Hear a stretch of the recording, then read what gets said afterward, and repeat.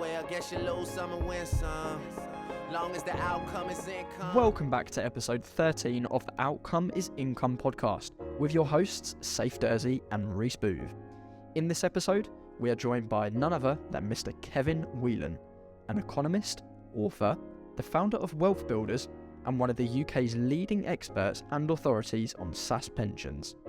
Listen in for a discussion on the journey from trading time for money and hustle culture to building real business value through predicted profits with recurring income streams, then leveraging and multiplying through verticals and acquisitions.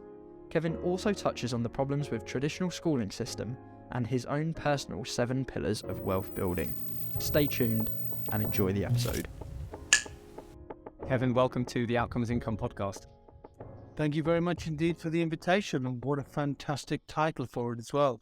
The Outcome is Income. Couldn't have chosen a better title myself. Yeah, so 7 or 8 months ago when we kind of decided on the name of the podcast, we wanted to make it quite general, and it was all about income. So that encompasses business, property, investments in general. So we didn't want to kind of niche down too much just on property, which a lot of people do these days. So yeah, really, really good to have you on board. So Kevin, obviously, you are well known out there in kind of the media space, and there's a lot of people that know about you. But for those people that don't know much about you, could you give them just a brief intro into who is Kevin and how did you kind of start and get to where you are today? Well, I suppose now I'm the sort of wizened old guide that tries to teach as many different people as possible just the different ways they can focus on creating recurring streams of income in their life. And in a world which is certainly troubled with higher interest rates, cost of living crisis, a whole range of different problems, the doom and gloom that's out there, I think we all need that creativity to be able to think about ways to create freedom and independence from those things for ourselves. So I've been teaching it now for best part of 15 years and been involved in it for 30. So hence the wizened expression from an old geezer now. But it started really late 80s, born out of the tragedy of a death of a young father. He died at 47, and he had a business on the North Sea oil rigs, and he collapsed and died there. And while that's not necessarily the catalyst that's needed for anyone to think about building their wealth, it was certainly one for me because we were genetic peas in a pod in many, many ways. And I thought, in a quiet moment of reflection, I was an economist. My degree's economics, and I was carving out a career potentially as a banker. I'm so glad I didn't do that. But in the end, I thought, if I trade time for money the same way he was trading time for money, I just can't save enough, to be completely financially free. And I wanted to do that before the age of 45. So I gave up the day job, stopped trading time for money in 1988, and decided, with the permission of my wife-to-be, that I would take the risk and she would back me, to see if I could use my financial brain to create a pathway. I didn't know the pathway then, but subsequently I've gone on to create a mortgage business which was sold, an IFA business, a wealth building practice, a number of books now on book number 5. So lots of different things that I'd use to create wealth for myself, including being able to invest the profits from those businesses into investments, into property, of course, into a wide-ranging range of assets that I always focus on. If it's recurring, I'm interested. If it doesn't recur, in other words, it doesn't throw off automatic income, hence why I love your title of your podcast, the outcome for me is a recurring income. And if it can do that, then I'm interested in doing it. And now I share that knowledge as I built that independence for myself at 45. It took me 15 years to do it, pretty much. But now I think I can teach people how to do it in about 5. Because the world has moved on, technology's moved on, the IP has been captured and bottled and distributed now to other people through coaches in my community. So I think it's much easier now than it was before. And of course, there's so much education out there that people can use as the starting point for building their wealth. But the action is the key, not just the learning. Absolutely, yeah. Execution is everything, as we always say, because there is lots of information out there, and it's somewhat dangerous to have too much information and not execute. So I think execution is really, really important. Something that we've touched up on a couple of the episodes that we've done previously. So and I agree 100% with that. I believe education is the precursor to it, but the steps that we suggest are almost like a wheel, like a cog, which is education followed by independent and honest support, not somebody who's trying to push you or pull you or cajole you in an opposite direction, somebody who cares deeply about your outcome. Third is connecting with people so that you learn the lessons come to life instead of just being in a book or on a podcast or in a course.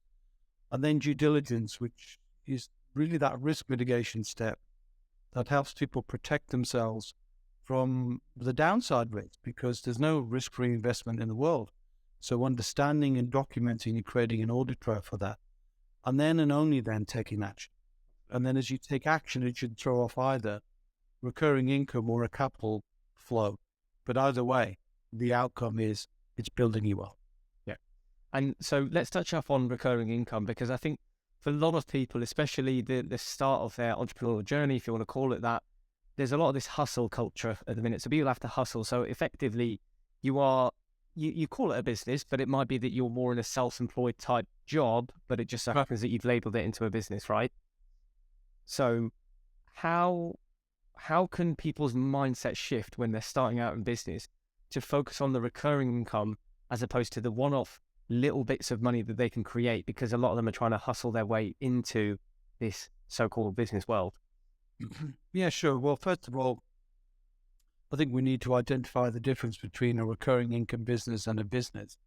A business, anything that's trading time for money is essentially a job, whether it's trading time for money by working in an environment which is essentially supported by an employer, or whether it's, clipping poodles for a living or clipping hair. Not that I need hair clipping these days, but you get the point. If you're having to deliver a service or deliver a product in exchange for money, it's rarely a business. So I prefer to identify some of the ingredients of a recurring income business. One of those is being outstanding at it and working very tightly in a niche that you can then use that to identify the ways that you can auto-deliver the product, auto-deliver the service, provide some kind of intellectual property that you can repackage, repurpose without you doing that work. Or alternatively, you become a gateway through which a website or a service can link to all the other interested parties. If you're interested in horses, for example, you create something that every time somebody comes through the gateway, there's a click that you're getting some form of income from it. So the key is find the niche, find the recurring income, and there's recurring income in every business really, and then find a way that you don't need to do the work in order for that income to flow. And if you can do that, you've got a business that's worth having. And a business that's got high degree of recurring income is infinitely more valuable than a trading time for money business. Because if you ever want to sell a business, the acquirer always wants predictable profit. And predictable profit is there if you don't have to deliver it and the income is flowing automatically. So many more ways that a business is worth more by focusing on the residual income or the recurring income from day one. But so few people do that. And I can explain, if we want to get into deeper, have those 4 different mechanisms and how you could think about that. At the start, I always encourage people just to focus on value. Create value for others. And then if you can find ways to create that value ongoing, always be focused on that outcome, then it should lead to a recurring income outcome for you somewhere along the line. And it keeps you focused on what you're trying to achieve for somebody else. And if you keep focused on that, then the money is a byproduct of that, really. Yeah, absolutely. So in terms of recurring income type businesses, as of today, because I think a lot has changed in the world for especially in the last kind of 3 or 4 years. Any specific sectors that you're seeing that's quite trendy, or you think there's a real good recurring income stream? So if we're quite sector specific, because I know there's a lot of people that are in property, but property itself is quite a broad sector. You've got commercial property, you've got residential, you've got, things like leases, you call it lease to lease or rent to rent, whatever you want to call it. So there's lots of different things within that. So any specific sectors that you're seeing that are quite hot at the minute in terms of the recurring income side of things? Well, it's an interesting question, but I tend not to focus on anything that's hot. I focus on principles and value. So as long as you're looking at something where you believe that the value will be there for a reasonable length of time. So the reason why property is so popular, and there's maybe 20 property strategies in total, is because the predictability of that, the ease of replication, the sheer volume of information that you can help, and the community, actually. One of the things that I like about the property world is the amount of sharing that's going on. The amount of, it doesn't happen in jobs. You don't get people collaborating and sharing best practice in different jobs in different companies because they're all protecting each other. I find the property community is one that's much more about that sharing focus. And I think to me, all my businesses need to reflect my personal DNA. So I wouldn't say go chase something that looks hot. Do something is set inside your own personal DNA. Are you interested in it? Are you good at it? Are you outstanding at it, ideally? Is it fascinate you and interest you? Do you never get tired when you're thinking about it? And I don't get tired when it comes around the subject of money and finance because it deeply fascinates me. And the creativity comes from meeting other people and seeing their perspective and their differences and their distinctions that I don't always have, but I have the acuity to be able to spot them and try and bring them to the attention of other people. So that's mine. I don't chase. If somebody says to me, I've got this wonderful idea for, some weird and wacky thing over here on the left-hand side, if it doesn't fit with who I am as a person and that I'm interested in it, then I won't do it. Yeah, absolutely. So it's that kind of old age, sticking within your circle of competence and making sure there's something you've got a bit of a passion for or desire or even a bit of an advantage over other people potentially on it as well. So, yeah. Well, it also means you're not dissipating your energies too much. For me, it's easy to, if you think about mortgages, if you think about IFAs, if you think about wealth building practices, if you think about books all around the same thing, I could be doing one thing, but I can repurpose it in 4 businesses. So I get much more powerful leverage by looking at things that way than going over here to learn about, some aspect of farming, or going over here to look at some aspect of some area that just simply does not have any real direct interest, and I can't add any value in doing it. Absolutely. So your businesses are basically pushing in the same direction because there's a lot of an overlap. So basically all horizontal kind of businesses kind of pushing together, which is always really good because at the end of the day, there's always some synergy there between them. Yeah, the other thing I like about that is it allows me to bring in a member of a team. So I encourage the thinking of playing on a team, like a sports team. I'm a big football fan, but so let's use that as the analogy, if I may, for the moment. If you're playing on the team and you're playing full out on the team, and your outcome is to get position on the next team is bigger and stronger and better than the team you're on, then that's the way I would encourage even those people starting off in a job, just to try and do their best to play full on for the team they're currently with. Yeah. And often you can earn an incredible amount with the support and the energy of people around you, rather than being isolated, which often people can become in property and other businesses. It can be a lonely thing as well. Now, I was going on to the point that by recruiting a team, I like to have that diversity of activities within the business so that they can follow their own fascination. So someone could join us on the mortgage side but want to learn to be an IFA. Somebody could join as an IFA and wants to learn how to get involved in the whole 360 of wealth. Somebody could join as a speaker but wants to learn how to become part of our curation content for helping families become role models for children, and curating content for anything from how to to get 6 to 10-year-olds to learn about money in their way to the difference between 16 to 26-year-olds. So they can start to follow their fascination as they learn more about it. So being 360 in the world of finance, I think, has served me well, not just to attract good people, but to keep good people. Yeah. And I think that's valuable as well. Absolutely. So you touched up on sort of talking about the younger generations, and we all know there's not enough financial literacy within kind of our educational system as well. And from your point of view, why do you think that is? Why do you think our curriculum is not aimed towards that? And then also, what do you think we can do? Obviously, you do the education potentially within that sector, but what do you think as parents, potentially, or teachers, what can we do differently to allow our kind of younger generations to start thinking like that and having that kind of thought? Okay, so 2 simple questions, but, it depends on which soapbox you want me to jump on. I won't jump on why don't they teach it at school. Yeah. I'll touch on some of the points why I don't think it's reasonable for the school system to deliver it. For a start, the whole system is perpetuated on old curriculums that were based, really at the beginning of the educational time, so 1900 type of mindset. And the principle is always about trying to get people to learn the basics and then get a job. So there's no entrepreneurism taught in schools. There's no real financial literacy, although it is a legal obligation. It is on the curriculum, but it's just simply not taught. Now, part of the reason for that is, with the best will in the world, in order to teach something, you've got to be able to have the right knowledge and be able to not just have it, but be able to teach it as well. There's a skill in teaching, not just in the knowing.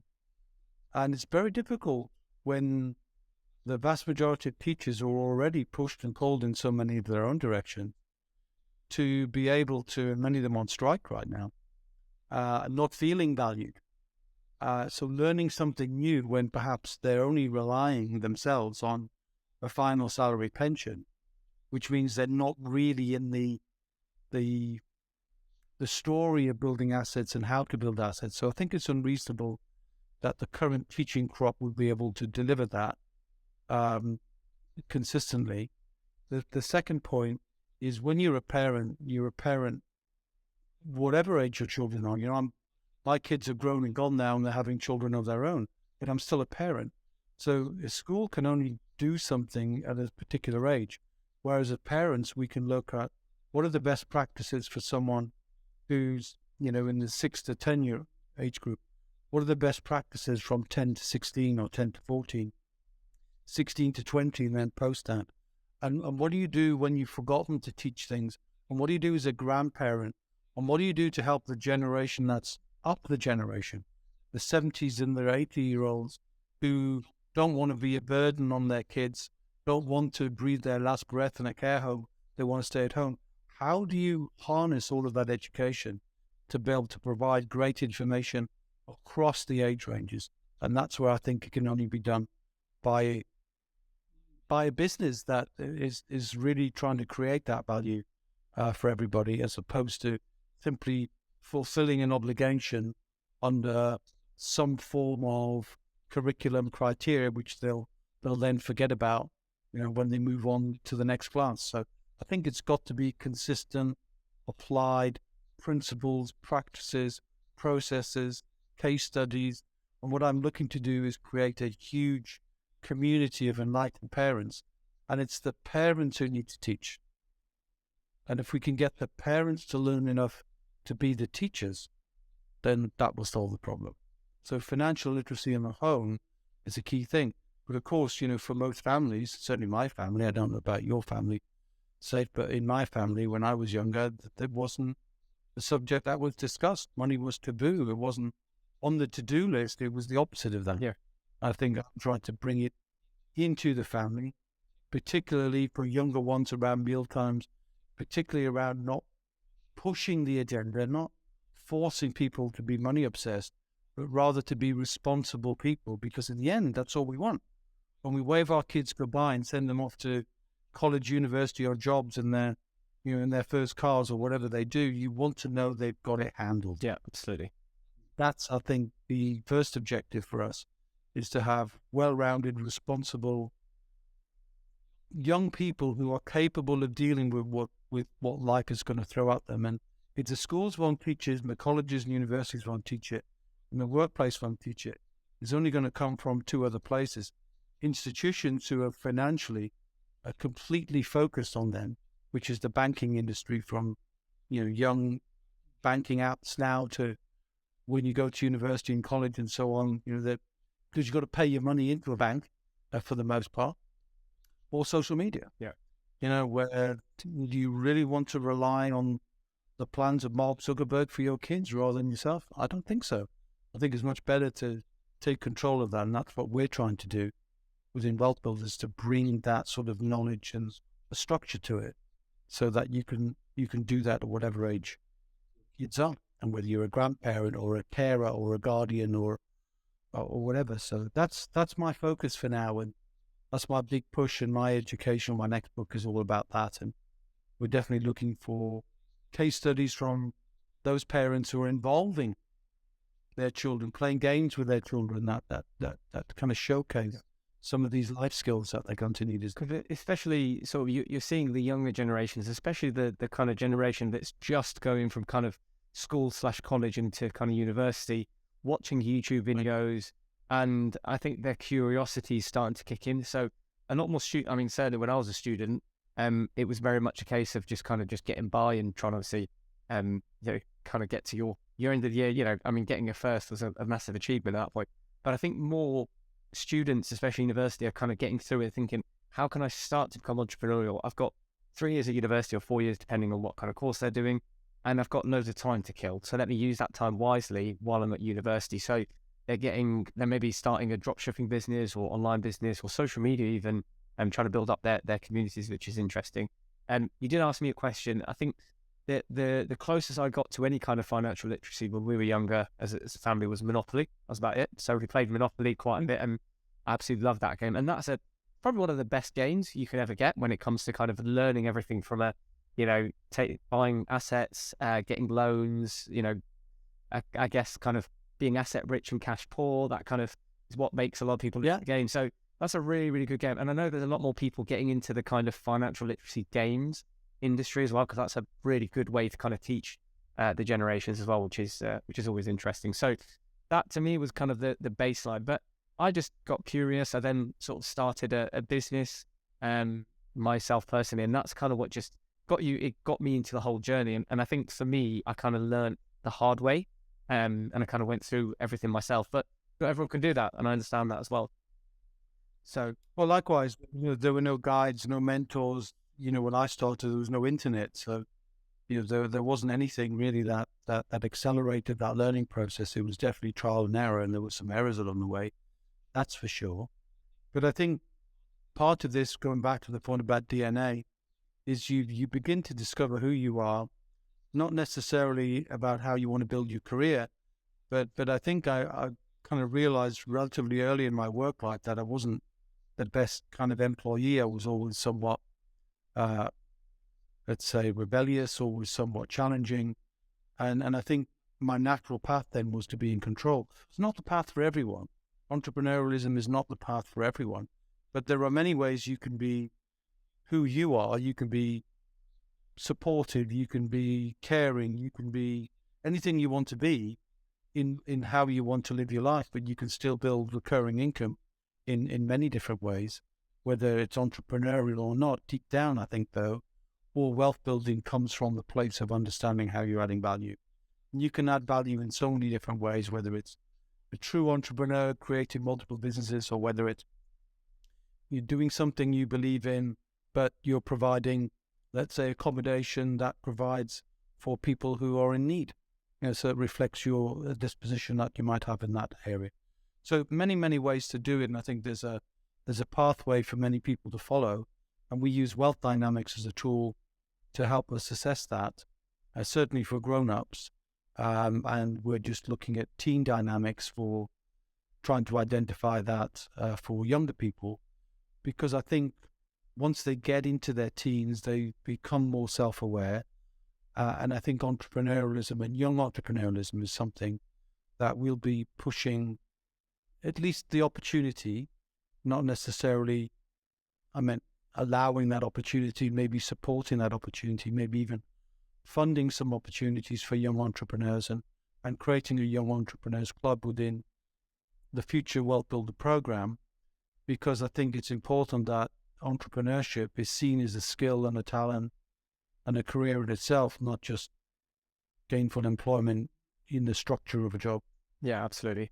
And would you say you're seeing, ever since kind of we've had obviously pandemic and COVID hit, would you say you're seeing more people getting into entrepreneurship as well? Is it I guess for people something that they were thinking about before, and maybe the pandemic has made them really get into it, or they had loads of time in their hands, so they've now got into it as well?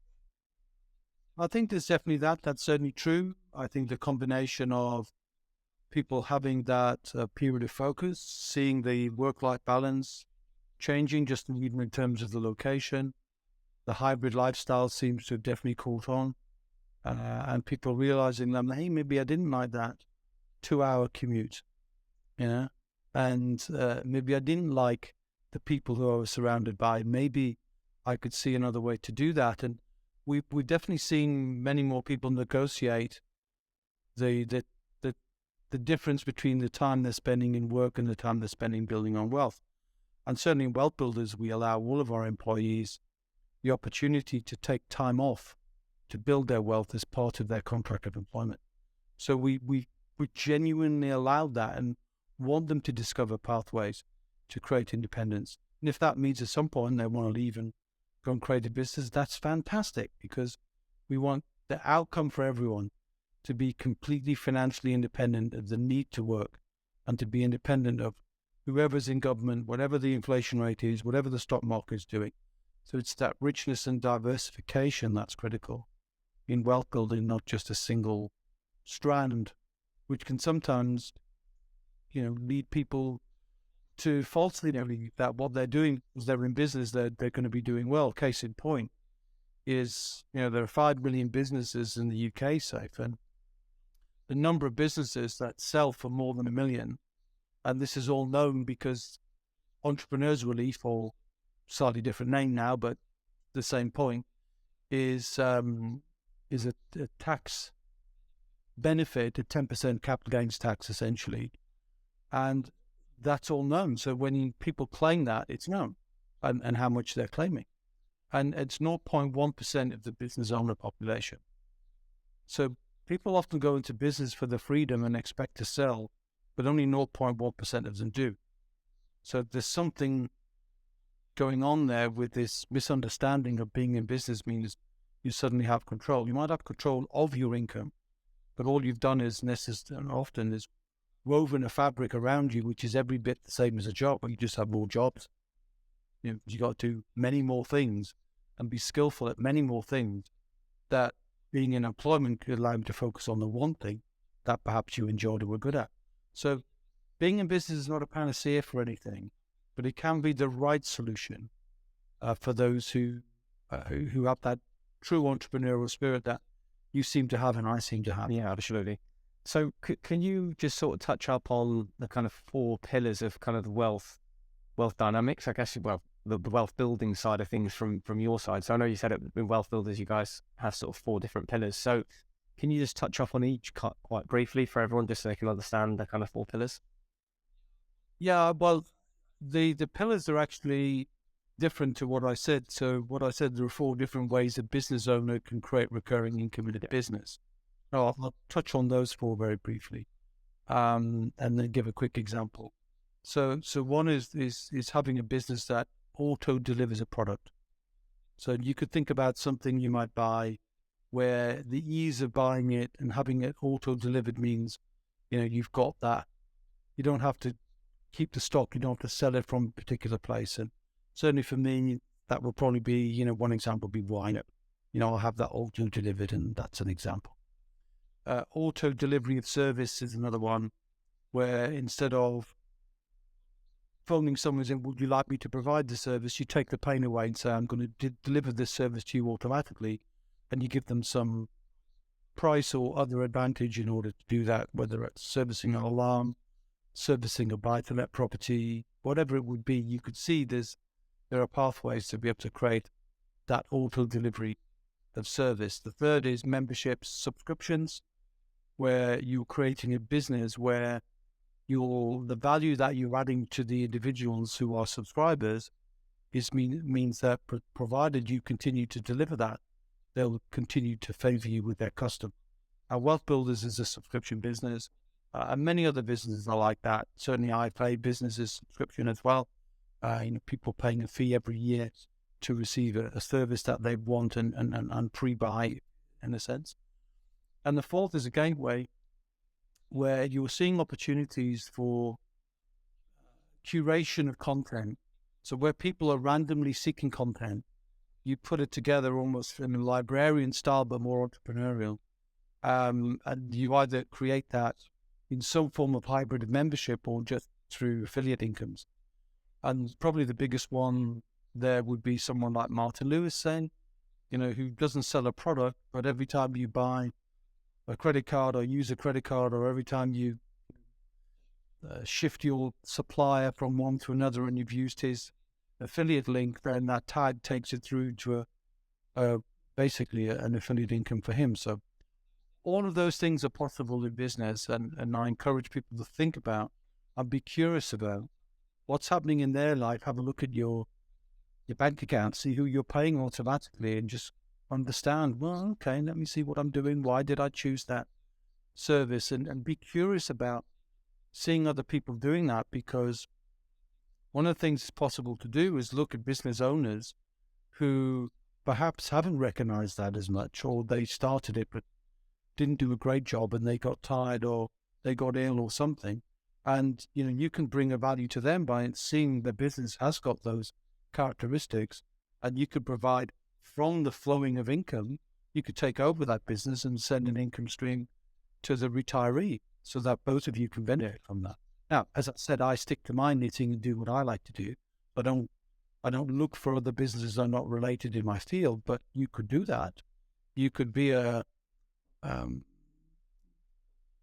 portfolio owner of businesses, all of which have recurring income if you want to do that. And a franchise out of one that you want to do yourself.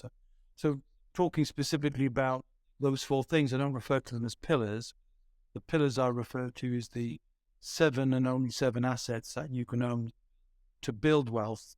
And you can ask me about those if you want to, or we can segue in a different direction. No, that's really interesting, especially the recurring side of things as we touched up on, and the auto delivery. So last week I was up in Manchester basically for an event.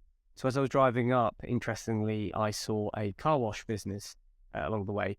Right now, this is a classic example of taking what is a business that has no shareholder value. Basically, it's very much like you said, pretty much not necessarily a job, because it does have, but it's a difficult business to sell, especially a standalone one.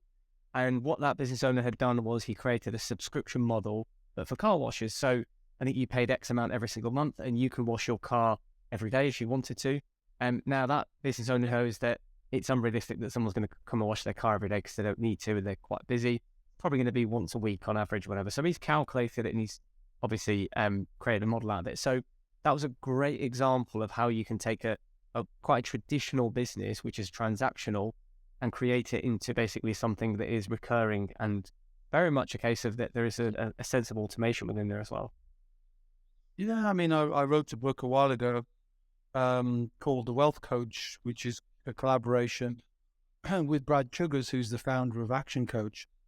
And I wrote the UK version for that. And we took an example, because this is aimed at business owners, not property owners, of, in that case, it was a florist who was typically selling flowers, those flowers with a limited shelf life, they naturally perished, and turning that business into a combination of all of those things, from the auto delivery of fine flowers to the local hotels and restaurants, to having false flowers, made out of fabric, so that they look great. And there was even an impactful one where the flowers themselves were used in children's homes because the touch and feel of them had qualities that were soothing and so on. So we just brought examples into play to show how whatever your demeanor, whatever your particular style of wanting to deliver value, there's a recurring income option. Absolutely. No, I really, really love that as well.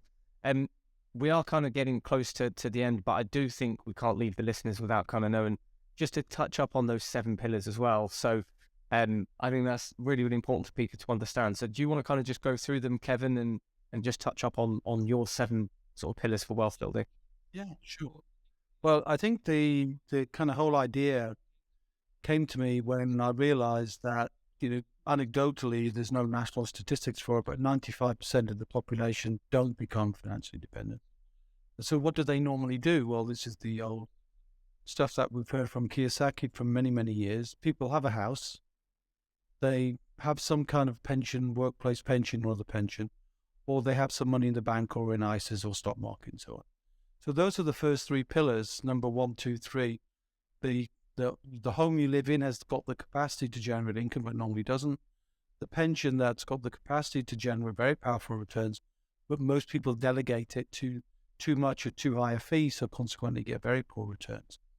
And most people do the same with their ISAs. So there's an over concentration in the stock market where somebody else is doing the work instead of them using their own personal DNA to bring value to that. So most people fail because they look at those 3 things.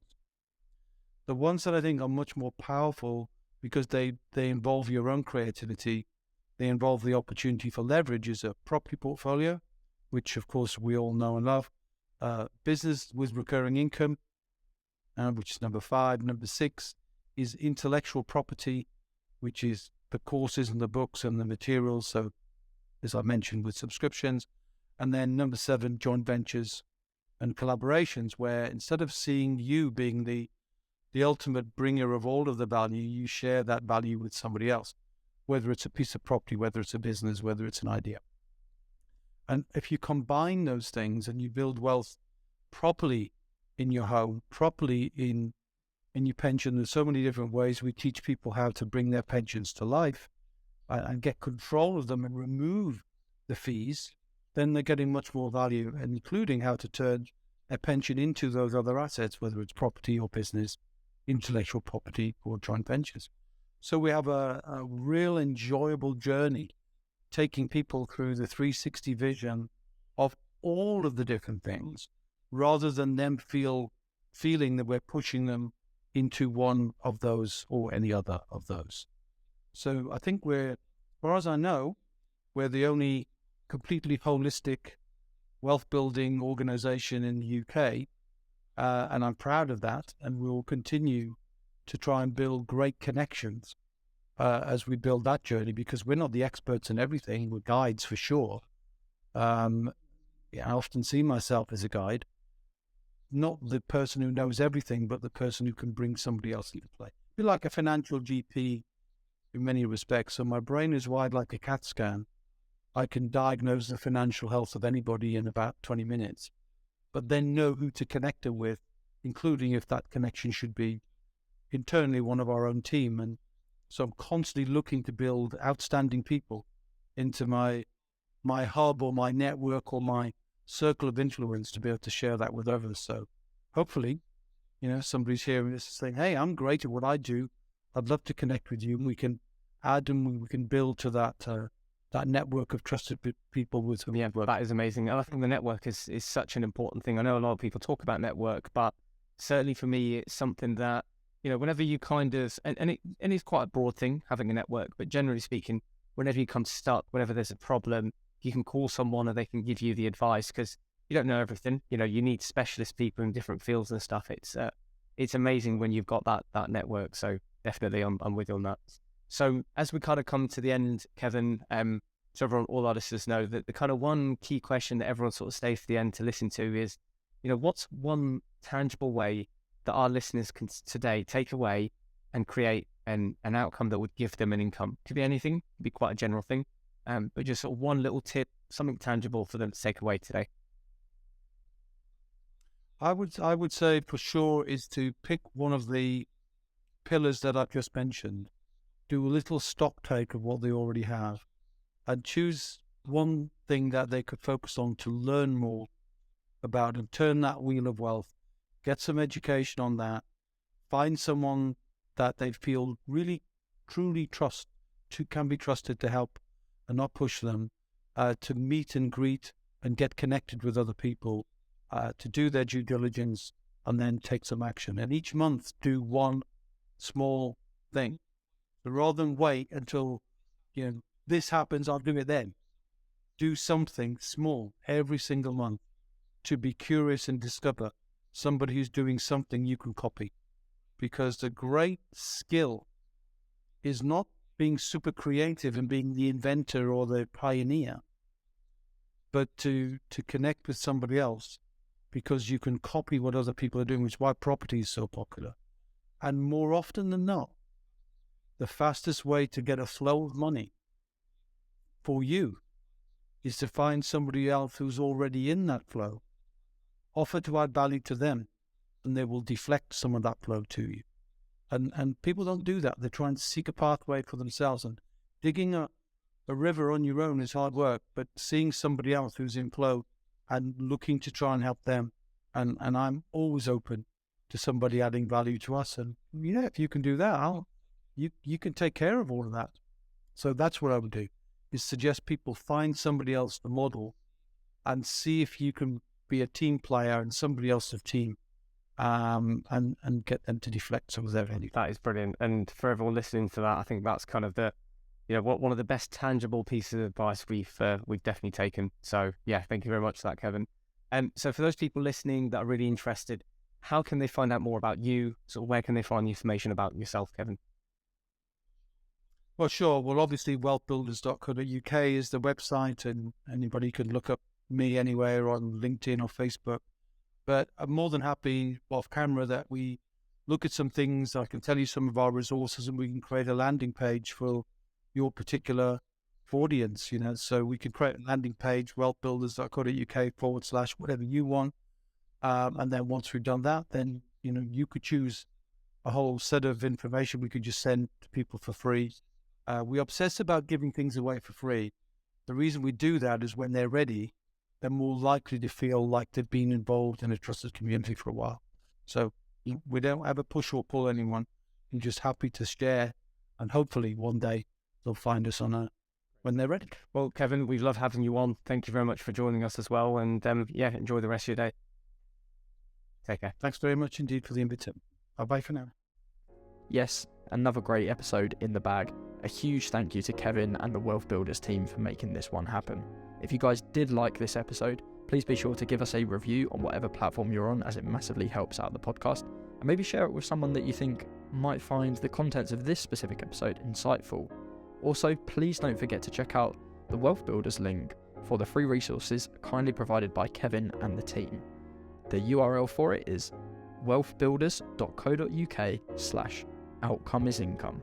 That's wealthbuilders, as one word, .co.uk/outcome-is-income, as one word. Thank you, and we'll catch you in the next one.